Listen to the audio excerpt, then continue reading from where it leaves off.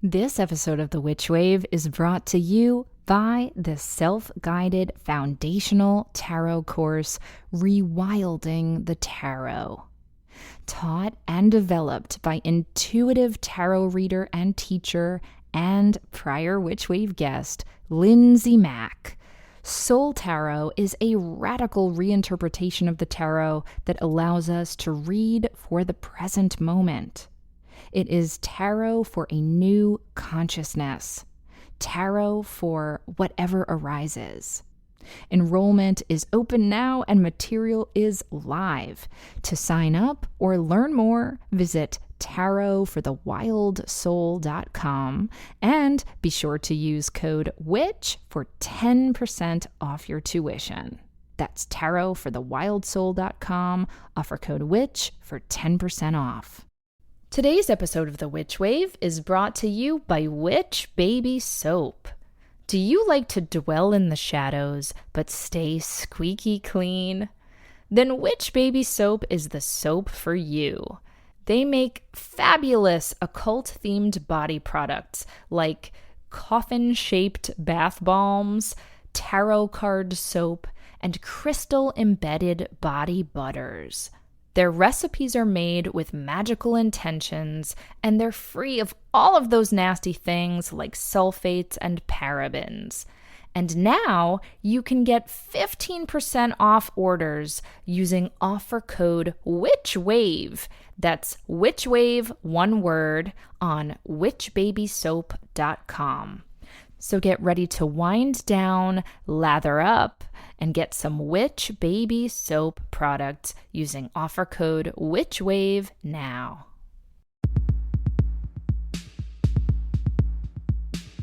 The world is filled with bewitching people, and you might be one too.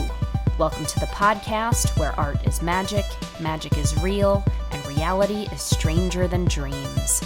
I'm Pam Grossman, and this is The Witch Wave.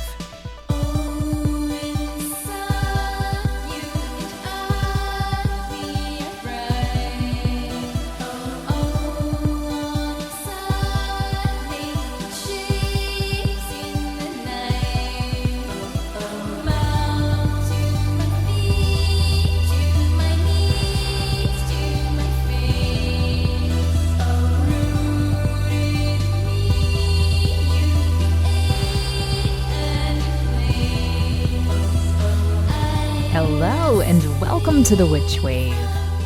So I have a confession. I never watched The X-Files. I know. But when it was airing in the 90s, I was a teenager with a much more delicate sensibility than I have now.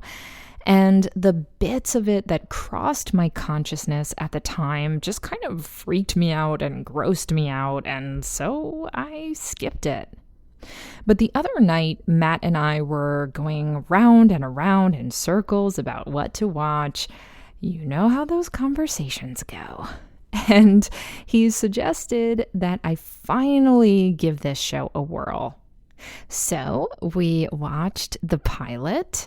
And of course, I was immediately hooked, and so it has been added to our media menu. But one line of dialogue in particular from that episode has been echoing in my head as I've been working on this show. Mulder says, "Now, when convention and science offer us no answers, might we not finally turn to the fantastic as a plausibility?" Now, of course, that's Mulder's whole thing, right?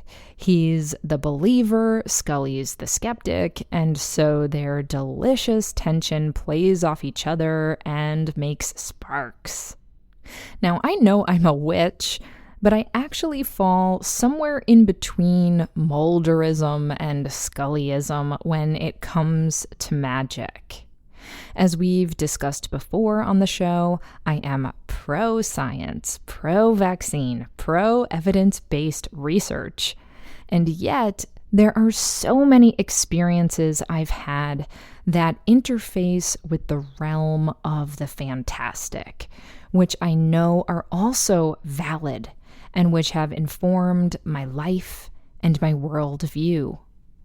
These experiences transcend the binary of fact and fiction because they are operating in a space of mythopoesis, symbolism, intuition, and mystery. And that's why, for me, art is actually one of the best vehicles we have for exploring and expressing the numinous. Art is both true and make-believe. It is informative and transformative. And I believe that the processes that we use to create rituals and cast spells are interrelated to those we use when we write stories, draw pictures, sing songs. I've talked about this and written about this a lot, and will no doubt continue to do so. And shameless plug, this is something I teach with my friend Jonica Stuckey in our many occult writing workshops.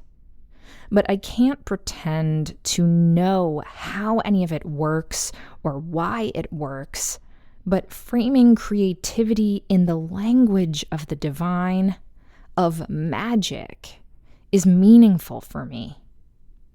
And more than that, it's effective. I've often said that I'm a pragmatic witch, and I wouldn't bother with any of this stuff if it didn't have real-world results for me. I just know it does work. Witchcraft, whether it's casting circle or conjuring an essay, has changed and enriched my life in countless ways. And that's why I'm so excited and so honored that I got to speak with Elissa Washuta, author of White Magic and a true word witch. In our conversation, Elissa discusses turning pain into potent prose, as well as what it's like to be a Native American who is simultaneously rendered inspired and invisible by white culture. And we touch on so many other important, insightful topics as well, plus a hearty helping of Twin Peaks talk as a cherry pie on top. But before we get to that, first, let's check and see what's come through on the Witch Wire. Who is it? Witches. Sarah writes, as a relatively new practitioner of magic, I don't know where the line between synchronicity and going down the rabbit hole resides.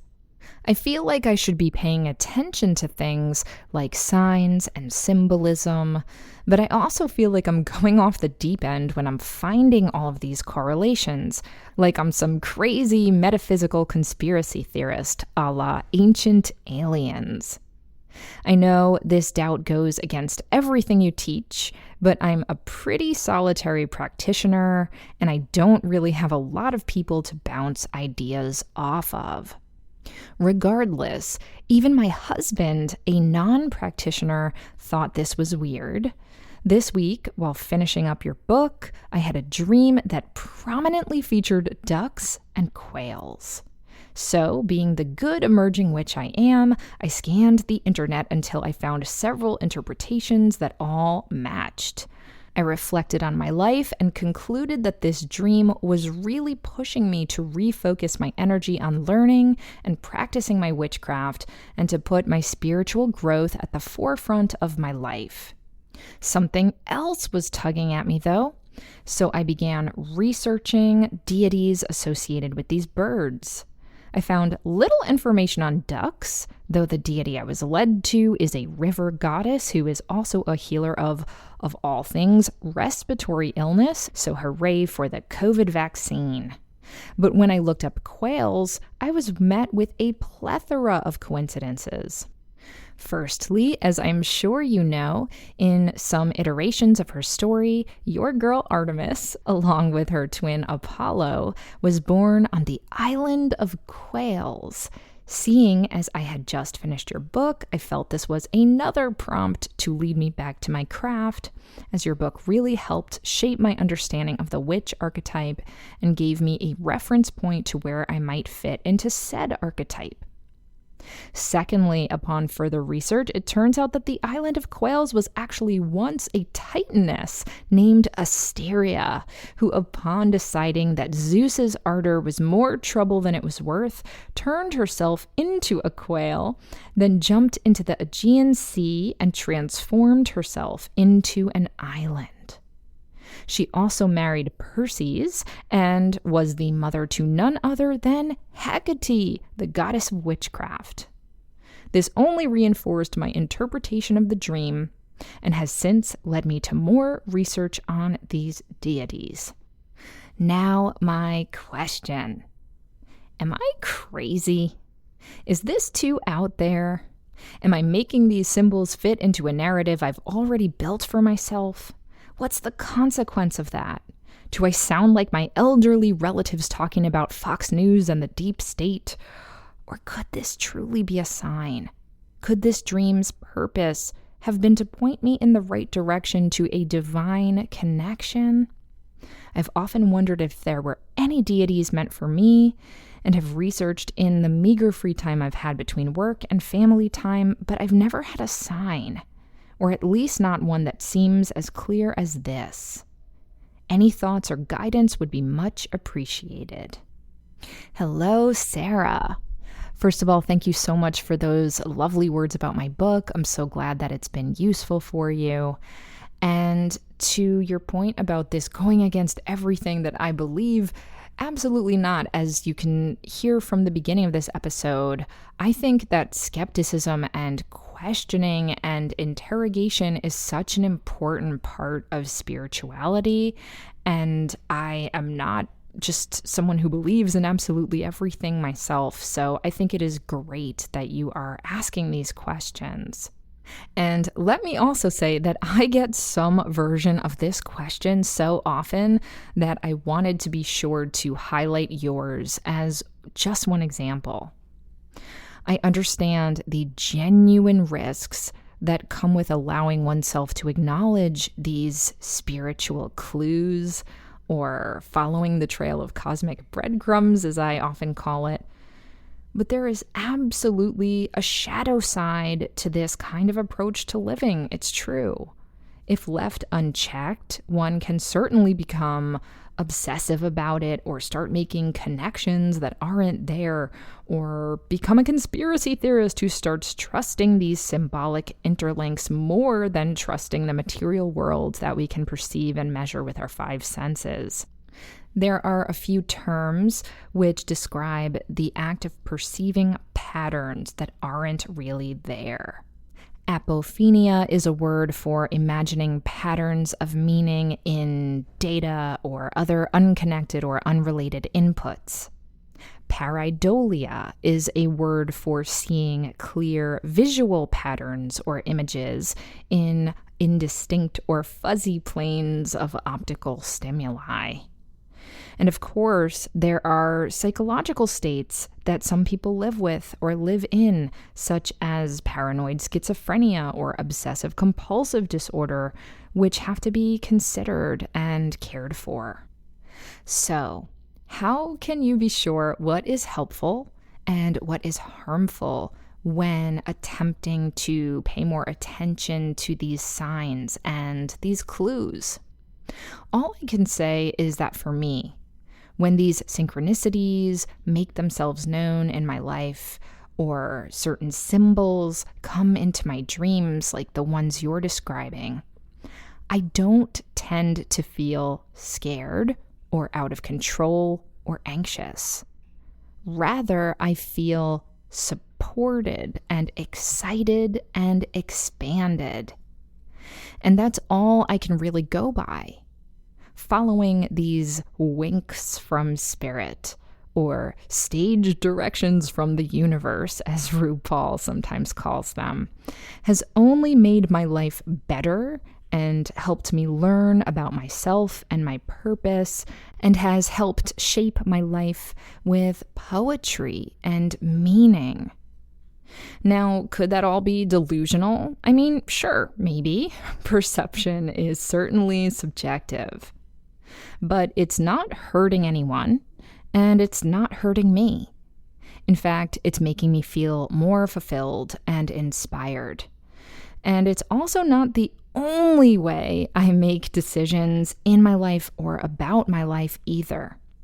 I also pay attention to and weigh material information like how my health is and how much money I have in my bank account and who else will be affected by my decisions, etc., etc. But paying attention to these signs and synchronicities is a way to engage with our intuition, our unconscious, and our emotional, interior, and spiritual lives.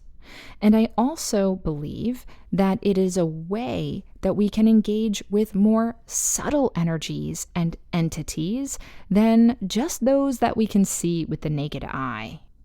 I think the time to worry about this approach of following these clues or paying attention to these symbols is if it starts to alienate people you love and trust who have your best interests at heart, or if it's making you feel unwell or untethered or threatened or anxious. And if any of those things are happening, I'd recommend seeking out a good therapist and stopping, because it's obviously not the right method for you at this point in your life, if ever. But it sounds to me like in your case, you are receiving these symbols and messages in your dreams and in your life in ways that are making you feel more alive and more hopeful. So I can't answer what exactly these signs are telling you, but I can say that if you're feeling excited by them and grounded by them and affirmed by them, which it's sounding to me like you are, then it's all worth continuing to explore. Just be sure to maintain your critical thinking skills always, and your health always, and also your sense of humor and play and wonder. Because decoding the divine is fun. So seek on and enjoy. Now on to my guest. Elissa Washuta is a member of the Cowlitz Indian tribe and a non-fiction writer. She is the author of White Magic, My Body is a Book of Rules, and Starvation Mode. With Teresa Warburton, she is co-editor of the anthology Shapes of Native Nonfiction, collected essays by contemporary writers. Elissa is a National Endowment for the Arts Fellowship recipient, a Creative Capital awardee, and an assistant professor of creative writing at The Ohio State University. As a quick content warning, in this episode, Elissa and I talk primarily about White Magic, her brilliant new book of interlocking and interlooping autobiographical essays.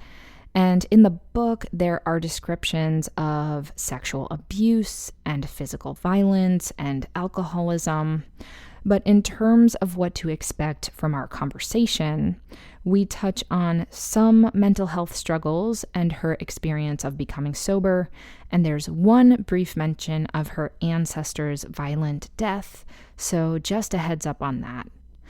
White Magic is also funny and fierce and so clever and just totally breathtaking, and it was a true joy to get to discuss it.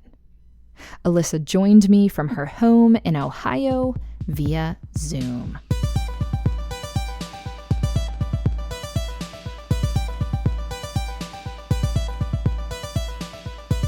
Elissa Washuta, welcome to the Witch Wave.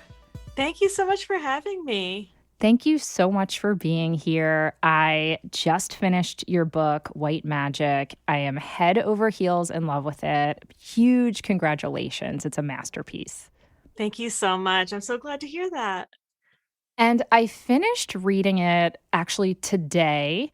And we're having a very gray, rainy day here in Brooklyn right now. So I was feeling like the Pacific Northwest vibes that are woven throughout a lot of the book. And I thought that might be an interesting place to start, which is the idea of land and geography. You were born in New Jersey, like me, Jersey girls. Yes. And then the book takes us to a lot of different landscapes. So can you walk us through a little bit how place informed the map of your book, so to speak? Yes, I was born in New Jersey, and that is part of this book. Most of what happens in White Magic takes place in Seattle, where I lived from 2007 to 2017 before moving to Columbus, Ohio, where I am right now. And, I've thought a lot about place and land as long as I've been writing nonfiction, because when I was starting out as a fiction writer, before I got into essays, I was so bad at writing about place. I just wrote these stories that seemed sort of placeless. And definitely that was pointed out to me in my creative writing classes. And now I look back and see that's because I just hadn't really spent a significant amount of time anywhere but New Jersey and Maryland, where I went to college. Once I moved to Seattle, which was so dramatically different, climate, landscape, just everything. Attitude, sense of humor. Yeah. I love Seattle, but it's really so different. And I think that made everything about place become so apparent. And I realized how strange New Jersey is. It's so funny you say that, because I've always thought like I never had Jersey pride, and I've lived in New York more than I've ever lived in New Jersey. My whole adult life has been here. And I didn't feel like we had any identity as New Jerseyites until I met a lot of people from a lot of other places. It's really, really interesting that you say that. It really helped me to understand myself when I realized how deeply uncomfortable I was in Seattle those first few years. I didn't do super well with the Seattle freeze, the passive aggressiveness. But, as time passed, I developed a really profound relationship with the city of Seattle and with that place. Of course, part of it is because as a Cowlitz person, my tribe is in Southwest Washington State. And so that's fairly close. It's a very similar and related landscape, similar and related plants, and the ways that we have formed relationships with, all the beings in that place over time. So that was really significant for me. And that's a really big part of White Magic. Not just recounting the things that happened to me in Seattle, my, getting sober, getting broken up with, finding myself in all the ways one does in a book of personal essays. And then, leaving my land and coming to Ohio, where I'm making new relationships with the, vastly different plants and, different animals around. The climate is so different. I didn't set out to write a book about place, but it very much is a book about land. Absolutely. Near the end of the book, and this is not a spoiler, I don't know that it's possible to spoil your book, because you do such an amazing thing with time and this kind of like looping back of symbols that turn up and fold in on each other. And we'll talk about that. But I'm going to jump to the end of the book where you're talking about people asking you, what are you working on? And you say that you usually describe it as, quote, a book about how my heart was broken and how I became a powerful witch. And I want to unpack both halves of that sentence, because there is a lot in both of those halves. Mm-hmm. So that first half, a book about how my heart was broken. I was thinking about the many different iterations of brokenheartedness that show up in your book, both your personal pains and traumas that happen kind of in your, I guess we'll call it your like immediate timeline, And then, of course, all of the intergenerational brokenheartedness that you carry with you as a woman, as a member of the Cowlitz Indian tribe. And I was just wondering, when you started writing this book, were you already thinking about how those brokenheartednesses were intertwined with each other? Or was that kind of a revelation that happened as you were writing?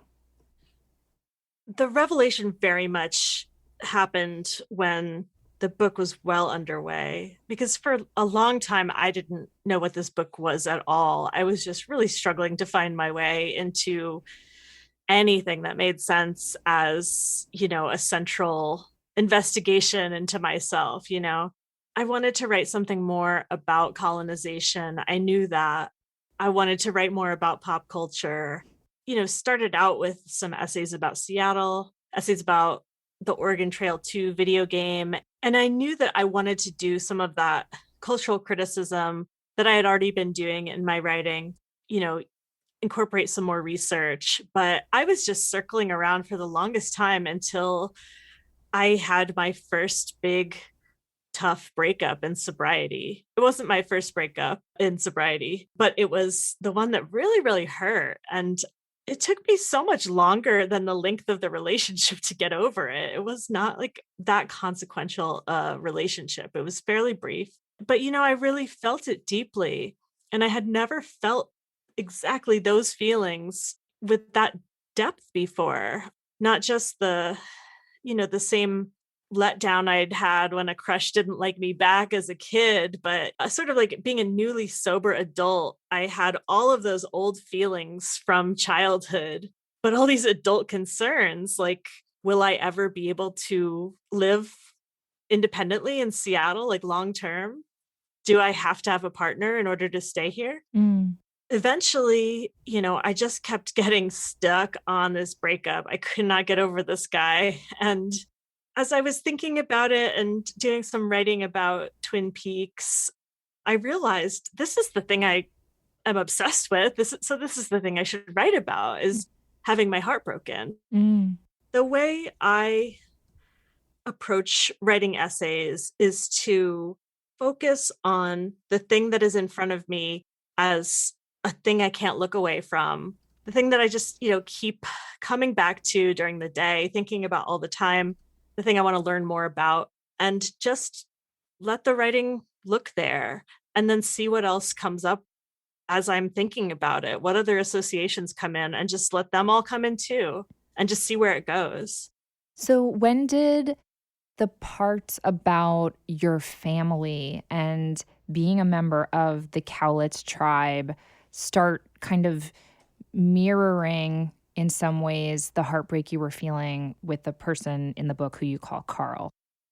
I think those pieces about family and ancestry and history, they weren't exactly in place, but I was aware of them. I also knew I wanted to write about coal mining, my dad's side of the family, and my ancestors in Pennsylvania anthracite country. So I knew I wanted to write more about, the experience of those coal miners and the experience of my Cascade ancestor who was hanged for treason by the US government. I'm Cowlitz and Cascade by descent. And I knew I had so much more to say about all of that history and so much more to learn and research. So they were just kind of pieces that were all around me, and I was aware of them. And as I was thinking about these kind of like little personal problems of, being lonely, being broken up with, being insecure, whatever, I would see these little points of connection. In one of the early essays in the book, Little Lies, which I think is one of the first essays I was working on where I really began to see those connections come in. Some of that is about drinking and getting sober. And of course, writing about alcoholism as a Native person is fairly loaded, and I had to address that. So anything that I want to address that's complicated, it just has to come on into the book. And that got me writing about the facts about alcohol use among tribal members and the misconceptions. And also I had this memory of the fact that alcohol played a role in a significant battle that led to my ancestor being hanged. So I feel like all of these things are just sort of in the periphery of my awareness as I'm working. And I can remember the details that are like, stars in a constellation. And then I sort of draw the lines. And you do it so, so beautifully. So let's get to the second half of that sentence, which is, and how I became a powerful witch. So, of course, as someone who hosts a podcast called The Witch Wave and who thinks a lot about witches, I'm always interested in people's relationship with that word. You kind of a little bit go back and forth, I think, on your own comfort with using that word and how much you identify with it. Certainly throughout the book, you cast spells, you're casting love spells and cord cutting spells. You speak a fry daddy into existence, which is some pretty powerful witchcraft. But then, right at the beginning of the book, you say, the truth is, I'm not a witch exactly. I am a person with prayers, a person who believes in spirits and plays with fire. And so I just wanted to invite you to talk about how you're feeling about the word witch today. Understandably, this might be something that's always in flux, but I'm curious as to how you feel about that word. It's even more complicated now than it was when I finished writing the book. The book is about a time period when I did start, really trying out these practices, spells, and also doing tarot and learning about astrology pretty intensely.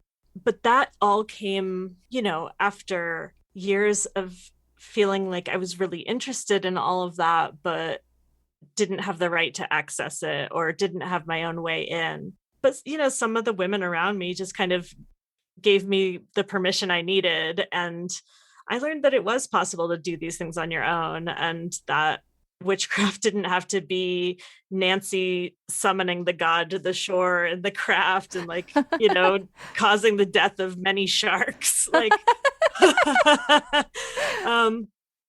just came to see all of these things as tools. I learned that within what I was learning about witchcraft, I had all these spell books, and some of the spells just didn't resonate with me. I didn't know how to get some of these items that were called for.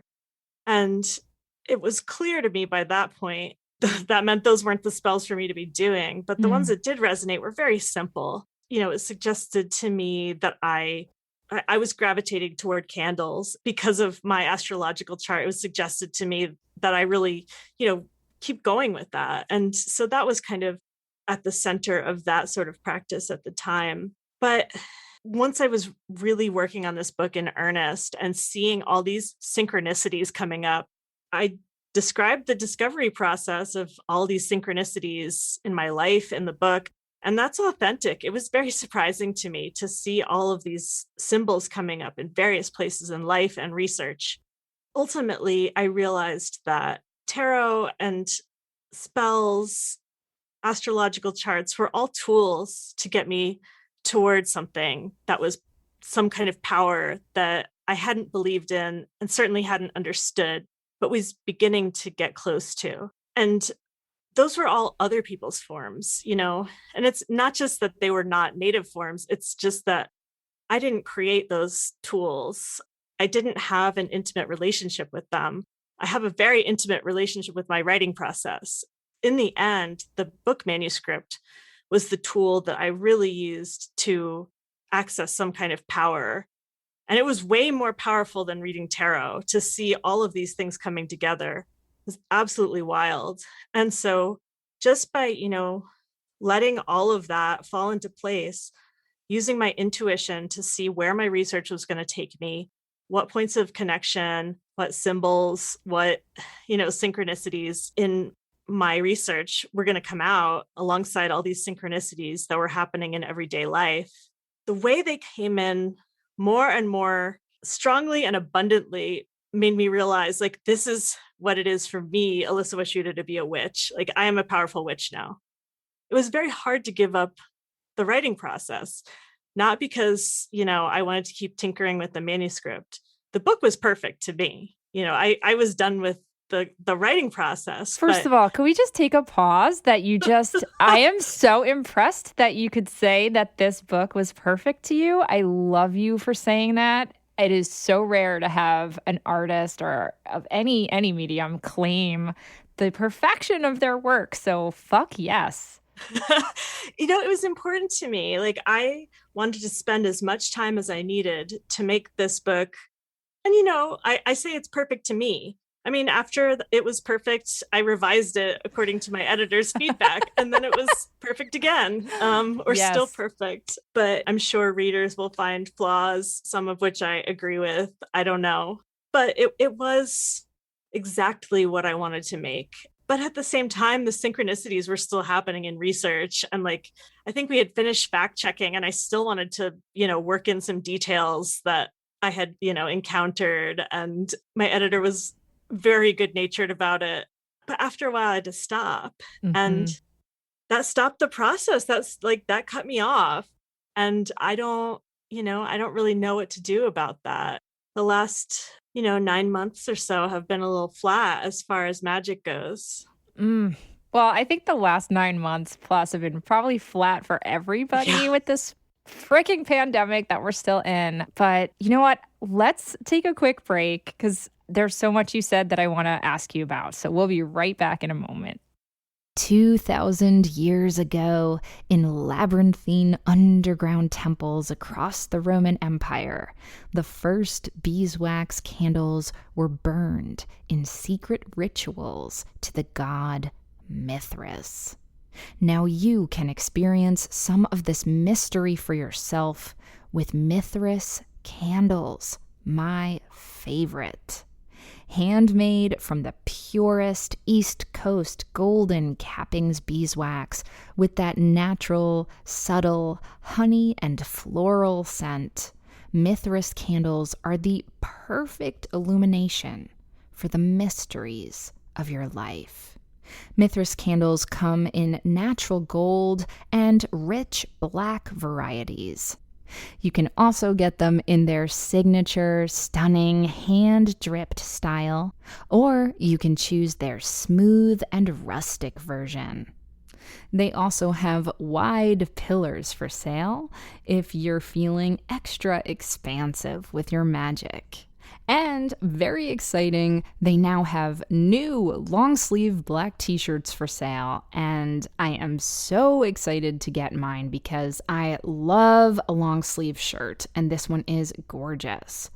So go on ahead to mithrascandle.com, that's M as in magic, ITHRAS candle.com, and use offer code WITCH for 13% off your first order.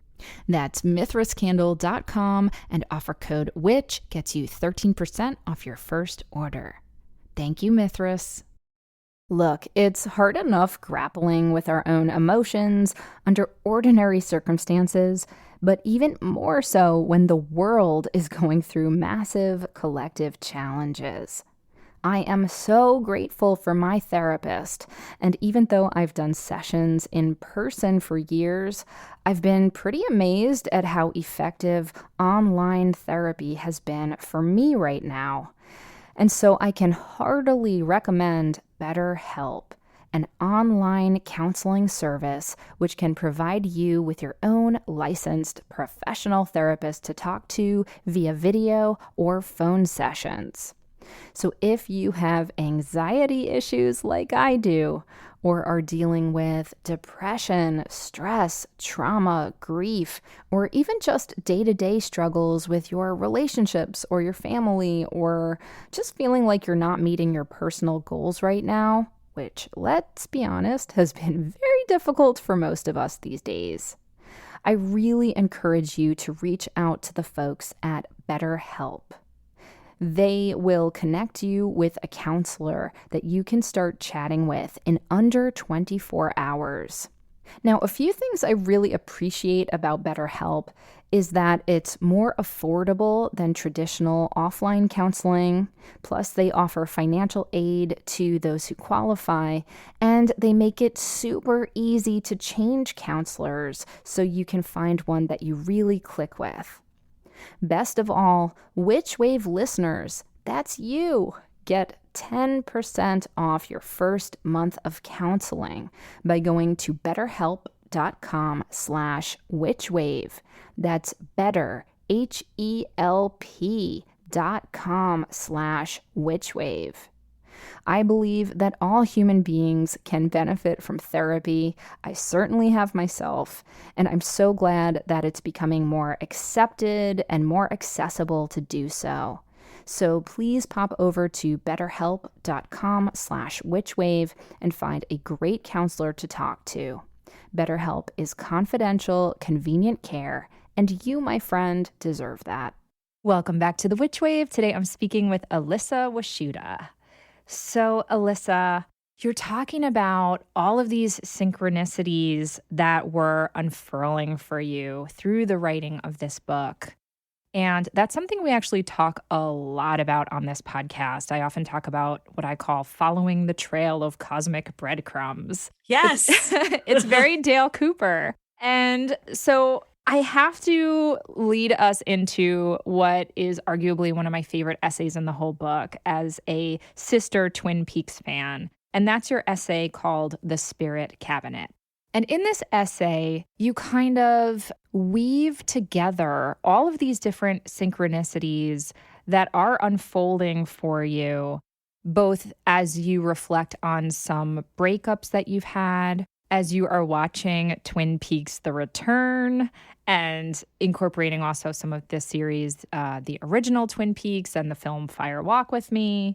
You know, you have some wonderful writings from Carl Jung and, you know, some magicians. I mean, it's a really virtuosic essay. And in this essay, I almost feel like we are in real time coming along this detective quest with you as you're uncovering all of these different connections and synchronicities. So first I wanted to ask you, how did you, this sounds very juvenile, but like, how did you write that essay? Did you have journals and notes and then weave them together retrospectively? Was it happening kind of in linear time? How did you approach that? I mean, it feels like it was a little juvenile, not in a bad way, but I'm thinking about when I learned, you know, in third grade to write things on index cards for a research project. That is what I did. The idea for the essay came to me in summer of 2018 when I had moved to Ohio already, and I was going back to Seattle twice. First for a professional trip, second for a wedding, and both times I arranged to see my ex-boyfriend Carl. And we realized while I was out there that we were doing things that were the same things we'd done a year before on the same day. And we got really into this idea and, you know, kept talking about it and kept trying to like look for this in our calendars and think about whether things were auspicious, as we used to talk about a lot. And I got back from Seattle feeling terrible, so sad, because I missed him so much. And I knew that it just wasn't going to happen. We were not going to be together. It was not a good idea, and it was not a possibility. But I still had these, you know, these little auspicious things that we would joke about. And so I just started writing each event down on an index card with a date, you know, the date we went to this one restaurant, the date we went to the restaurant the next year, that kind of thing. I just wanted to see what was there. So I looked through my calendar, some looking through my email and texts, and just, you know, wherever I could find any kind of thing to jog my memory about where I had been and what I had done over the past 3 years, 2016, 17, and 18. 2016 being when Carl and I got together.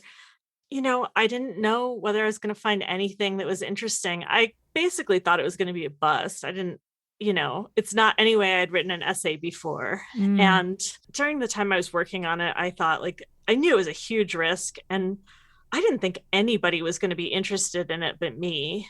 And when it was done, I mean, it was wild to see the way everything lined up. I lined all the index cards up, and from January 1st through December 31st. And then within dates. It goes 2016, 17, 18. I also had index cards with quotes from Twin Peaks, The Prestige, a book called Here is Real Magic by Nate Staniforth, a magician, and a few other texts, like you mentioned. And I just kind of slotted those in where it seemed like they should go. And then I just started writing fragment by fragment, trying to keep it in present tense and keep it fairly descriptive, just because I wanted the connections themselves that I had not made. The universe had made them. I didn't do this. I wanted those connections to just be clear to the reader so they could experience what I had experienced, which was that this was a really fascinating arc from January to December, even though it was over 3 years, all flattened into one. In the book you write, this is what happened when I decided that either everything was meaningful or nothing was, that I could either destroy myself or live inside a riddle. And you talk a lot about riddles and enigmas and puzzles, and that's certainly a theme that shines through in that particular essay, but I would argue throughout the whole book, which is approaching one's life as if it's kind of a mystery. And Twin Peaks certainly has that kind of dream logic. It occupies that space of, I don't know if we'd call it like archetypal detective work or, there's something very Jungian and magical about that show. So what is it about Twin Peaks and the logic or the dream logic of Twin Peaks that resonates with you and that wanted to be in this essay? I think it was just because it started showing up in the world. I mean, I love Twin Peaks. And that summer, that was when The Return was airing.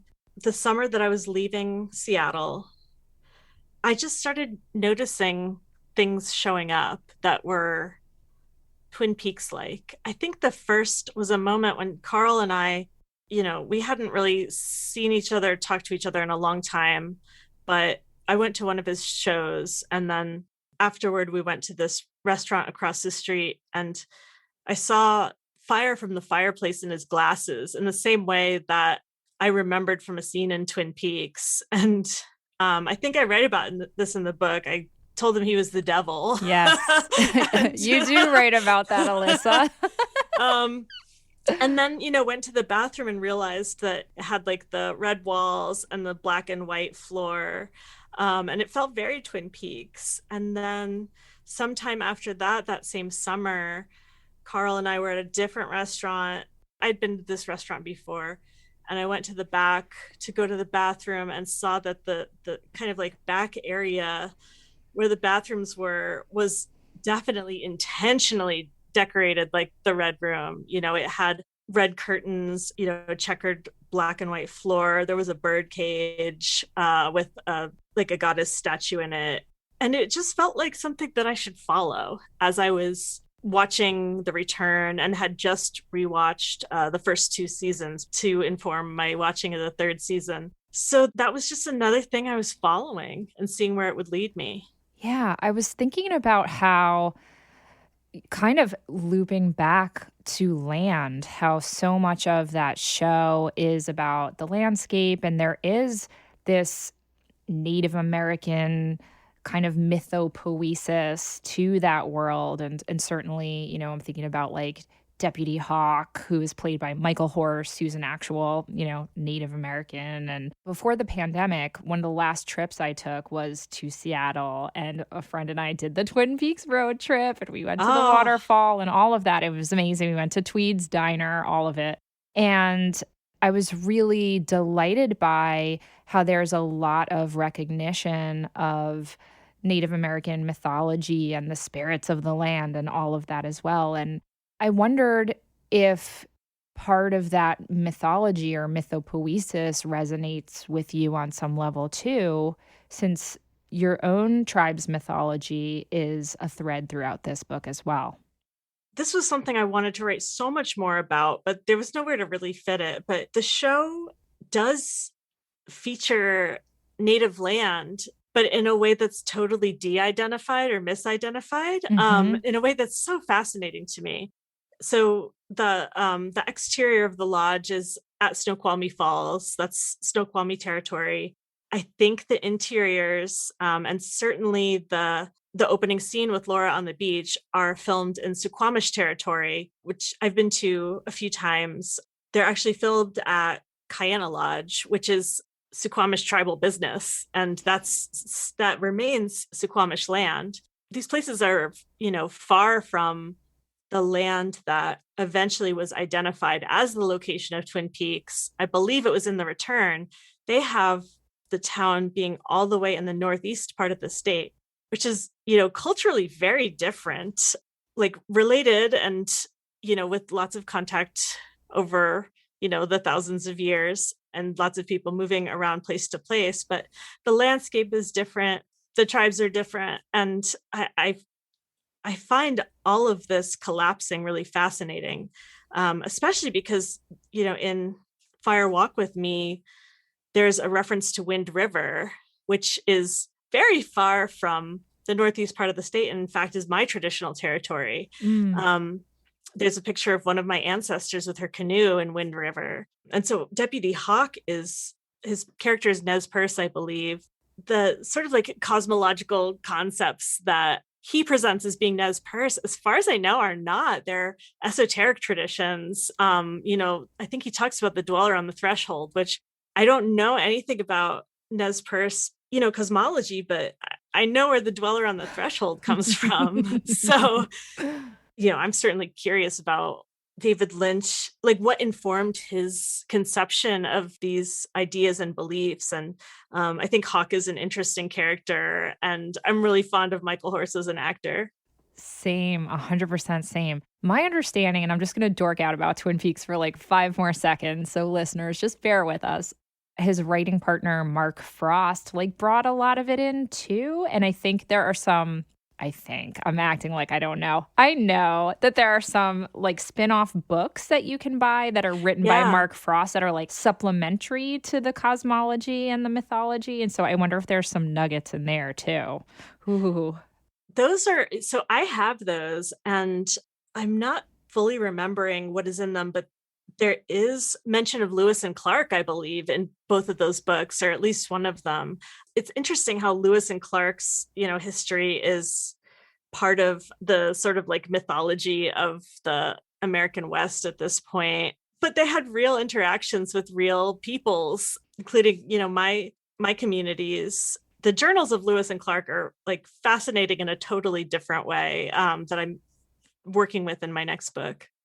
Ooh, that's a good little teaser there, Elissa. And on that note, we're going to take a quick break and we'll be right back. I want to tell you about Hag Swag, a monthly subscription box geared towards weirdos, witches, hags, and other alternative folk. Once subscribed to Hag Swag, you will receive a variety of curated items right to your door, including occult and pagan-inspired products, burnables like incense or cleansing bundles, crystals, accessories, self-care items, and more. Each month's theme has information and magical objects that are useful for both new and experienced witchy individuals and flow with the wheel of the year. Some Hag Swag box themes have included ritual, divination, origins, and astral magic, helping practitioners expand their existing knowledge and build their collection of tools and offerings.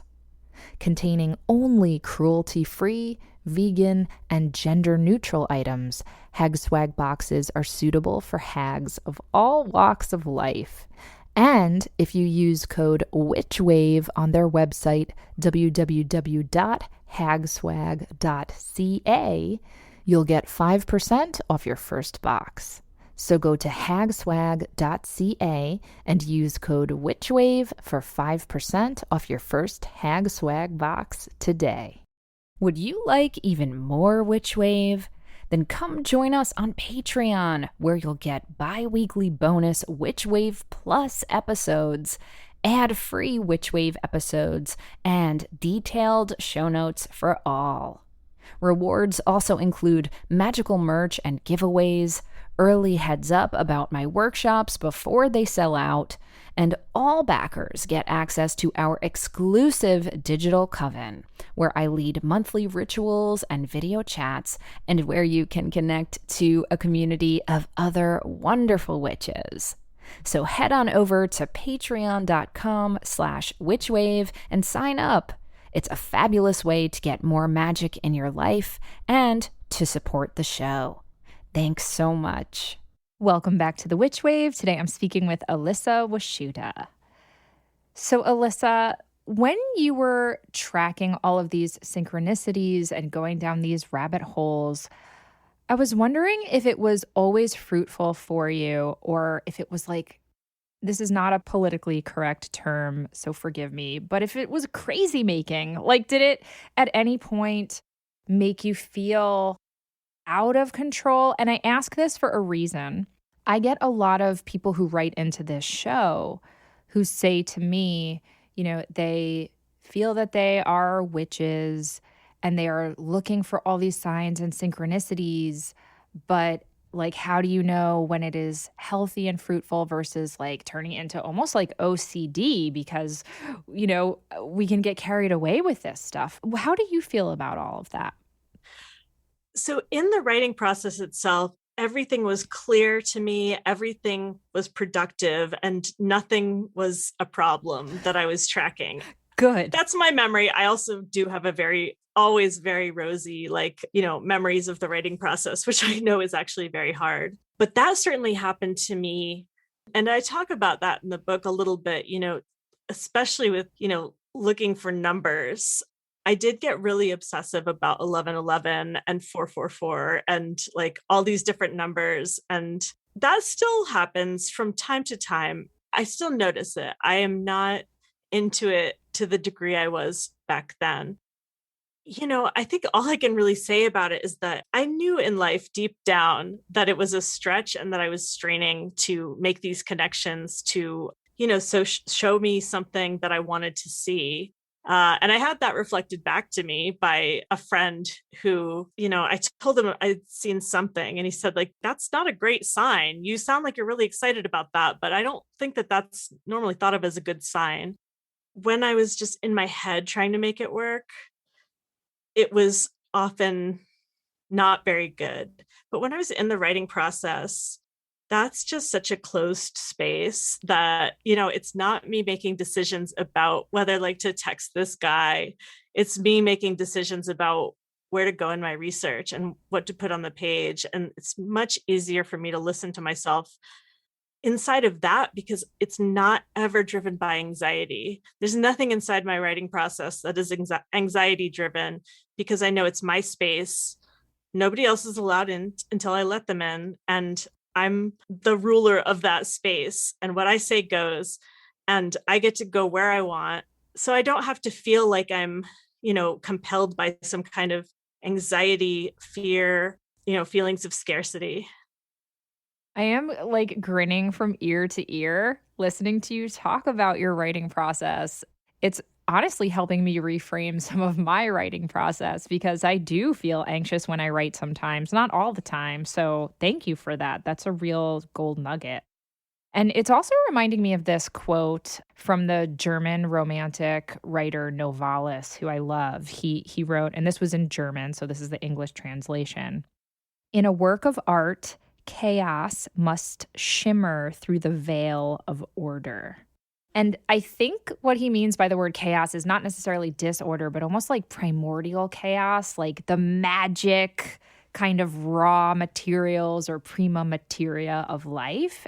It almost seems to me like you're this incredible word witch that can hold those two opposites in tension with each other and let that chaos shimmer through this veil of order that you are constructing, or maybe you're pulling back. I don't know, but that phrase popped into my head while I was reading the Spirit Cabinet essay, and I was like, I just have to share that with you for whatever it's worth. I love it. And I often use the word chaos to talk about my writing process, which I really latched onto when it first came up on Twitter that people were talking about chaotic energy. And I thought, oh, that's me. I see myself in this image and I don't like it.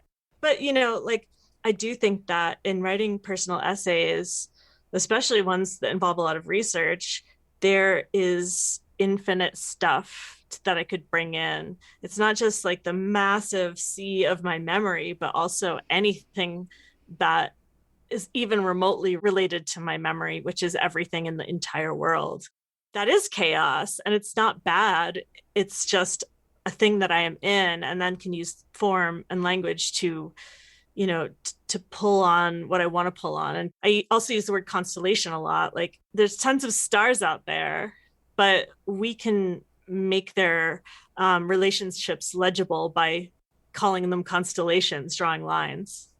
Beautiful, beautiful. Like, I feel almost like my interview notes are mirroring the energy of you and your writing, because I am not going into any linear order. I'm just kind of hopping around as we're free associating in a way, which is, I think, perfectly appropriate for a conversation with you and about this book. And what you just said made me think of the notion of spirits, which runs throughout your book.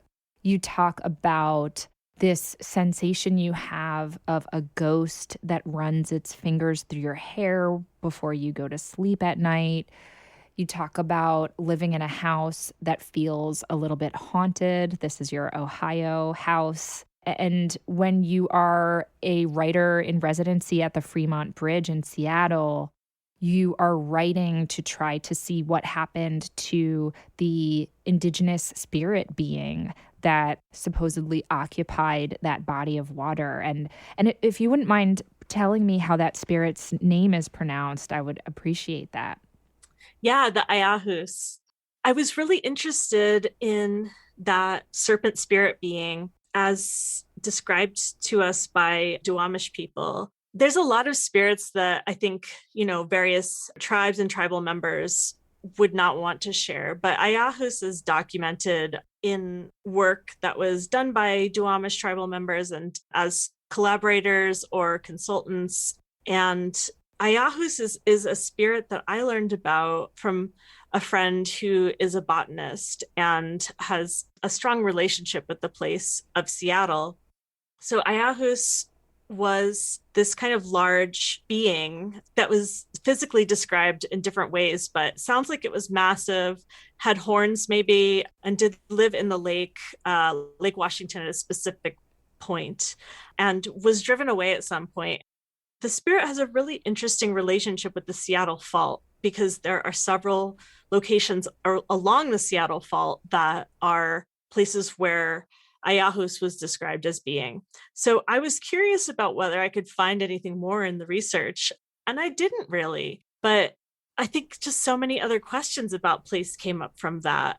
And that summer, I was doing that research.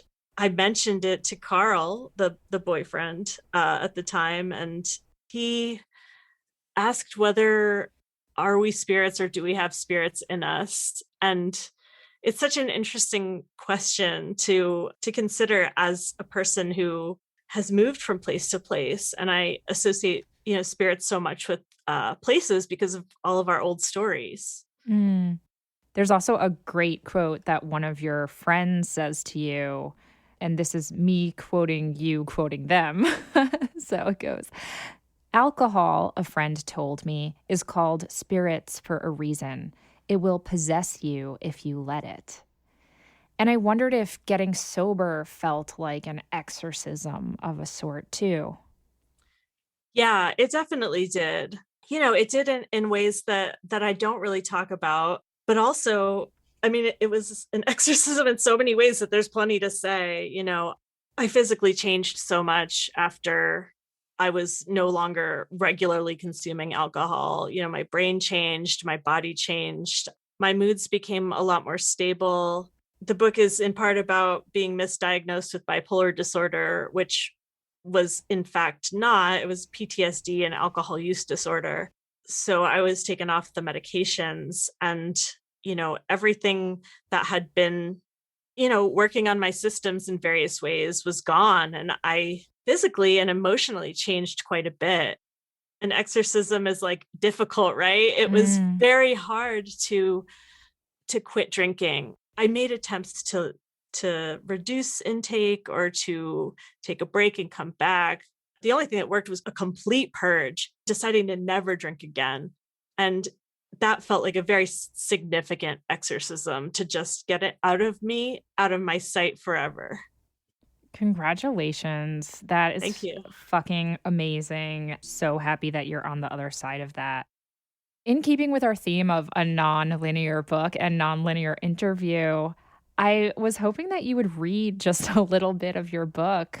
There's a section where you're at what you call a meditation-based sobriety meeting, and I would love it if you would read a couple passages from that section. I imagine the whole like a yellow plastic ring full of iridescent bubble solution catching light.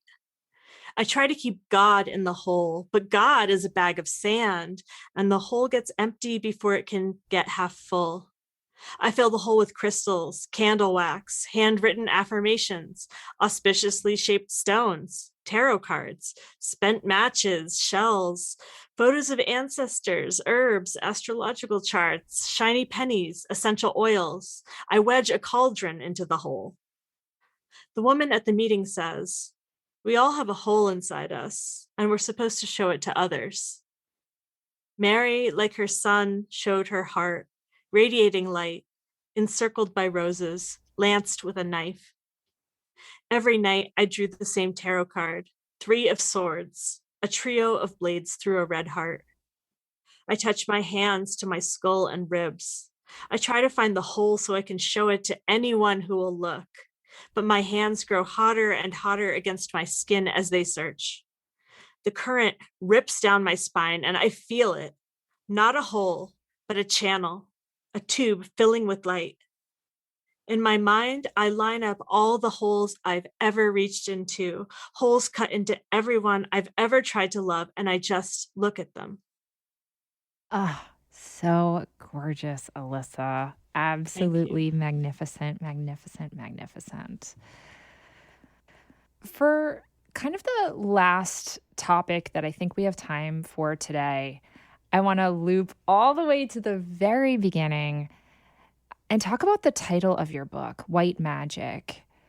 You know, you just read us a passage where you talk about all of these different, we'll call them witchcraft and new age and indigenous, all of these different ways that you're using what I would call magic to try to heal or come to a place of understanding in your life.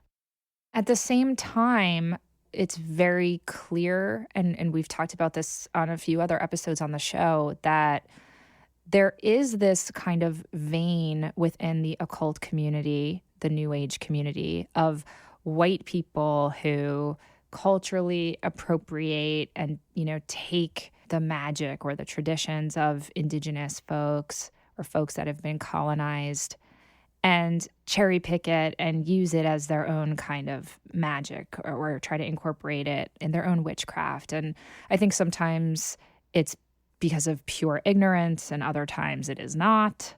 And there was a section in your book where you talk about the white magic of names that have happened to the land. It just really struck me that that phrase white magic has a lot of different meaning. And I just wanted to give you the opportunity to talk about how you knew that was the title for your book. I had a different title before that I didn't like. And so I just sat down and I think just wrote out some notes and came to that title, White Magic.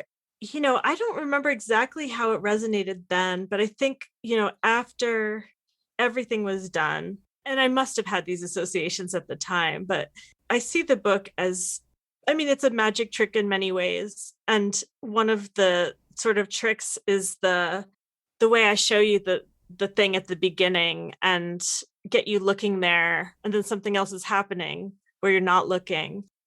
And so I think I'm leading the reader to think that this is going to be a book about cultural appropriation and witchcraft and all of that. And I do get into that, but why is white magic said to be good and black magic is said to be bad? A lot of that's racist.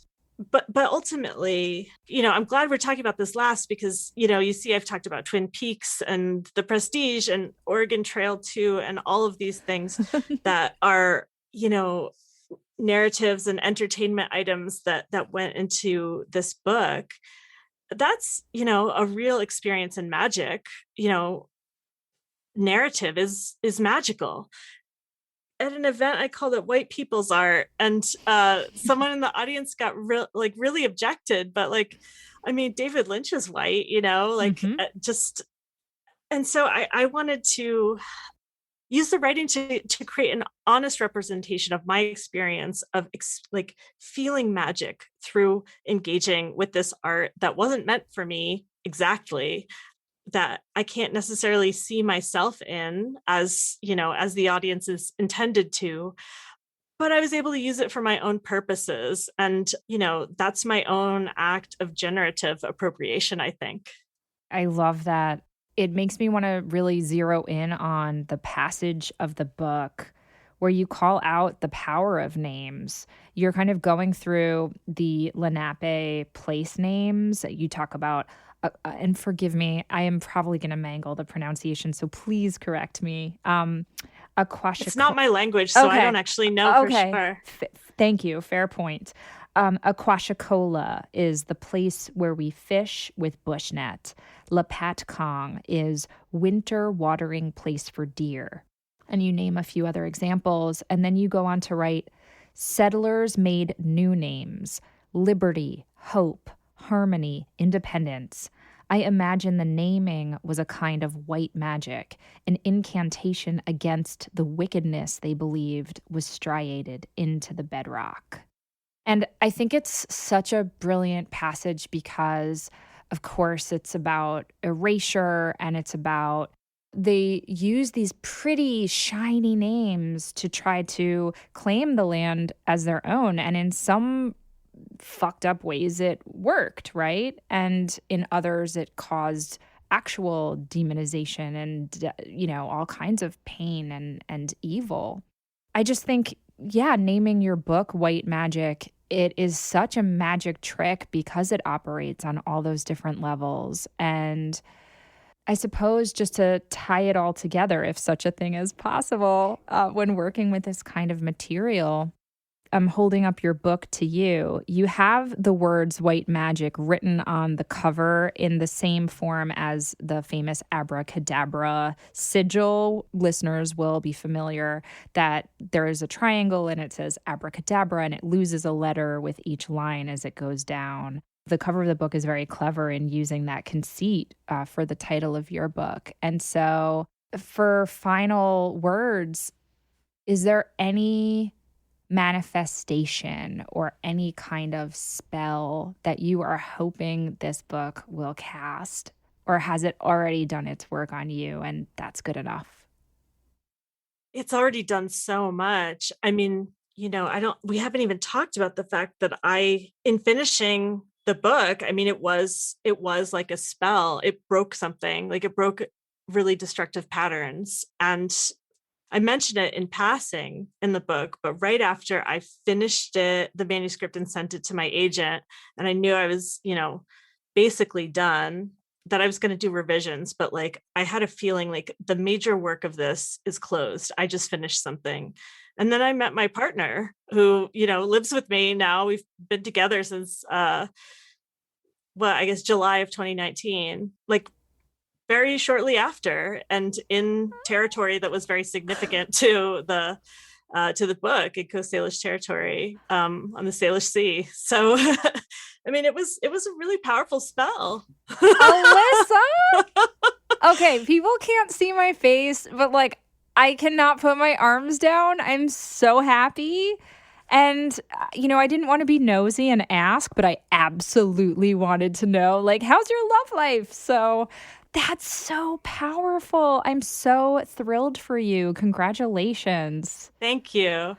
So, hey, if nobody reads this book, that's okay. No, we're just kidding. I want everyone to read this book. It is absolutely magical. It casts such a spell. It's so beautifully written, and I'm so thrilled that it has been such a healing spell for you, Elissa. That just fills my heart with such joy and gratitude. How wonderful. Thank you. Thank you so much. Thank you for being here. Thank you for writing this, and thank you for your time. Oh, yeah, it's been so great to talk to you. That's it for the show. Thank you again to Elissa Washuta for sharing her wondrous writing and magical detective work with me. Do you have questions, feedback, need some witchly advice, or just want to share something magical that happened to you recently? Drop us an email at witchwavepodcast@gmail.com. We'd love to hear from you, and you just might make it on the Witchwire. The Witch Wave is produced, written, and recorded by me, Pam Grossman. This episode was edited by Josh Wilcox. Thank you, Josh, and myself. Our theme music is the song Hand and I by Lycanthia. Special thanks go to Dianca London, Matt Freeman, Lara Antal, and Cece Pascal. You can check out information about this and other episodes on our website, and now buy Witchwave merch at witchwavepodcast.com. Please subscribe to us on Apple Podcasts and give us lots of sparkly stars.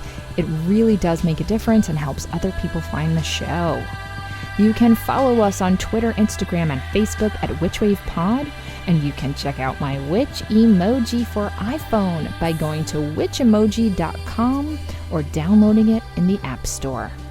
Please consider picking up my book, Waking the Witch, which is available everywhere now. And if you want more Witch Wave, or you would just like to support the show, please do join us over on Patreon.